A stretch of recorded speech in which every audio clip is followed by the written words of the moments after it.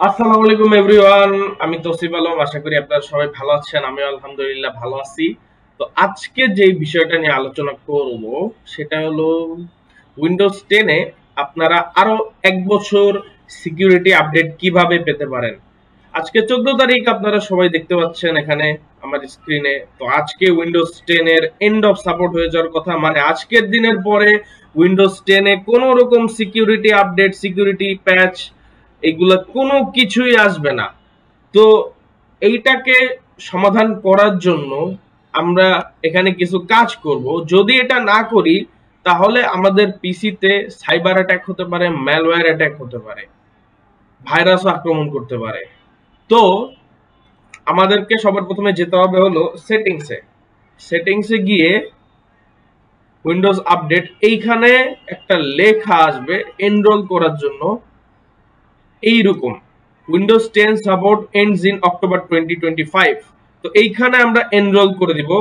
এটা যত দ্রুত সম্ভব এটা আমাদেরকে করতে হবে। আজকে 14 তারিখ, আজকে করাটা উচিত বলে আমি মনে করি। যারা যারা করেন না, যারা যারা করে ফেলছেন তাদের তো কাজ কমপ্লিট। সো এনরোল নাও দেওয়ার পরে আপনাদেরকে এরকম একটা স্ক্রিন দেখাবে। এখানে আপনারা নেক্সটে ক্লিক করবেন। নেক্সটে ক্লিক করার পরে মাইক্রোসফট অ্যাকাউন্ট চাইবে। মাইক্রোসফট অ্যাকাউন্ট ইমেল পাসওয়ার্ড দিয়ে আপনারা লগ ইন করবেন, আর যদি অ্যাকাউন্ট না থাকে অ্যাকাউন্ট ক্রিয়েট করে নেবেন। এরপরে এনরোল করার পরে অ্যাড ডিভাইস দিবেন। অ্যাড ডিভাইস দেওয়ার পরে আপনাদের কাজ কমপ্লিট হয়ে যাবে।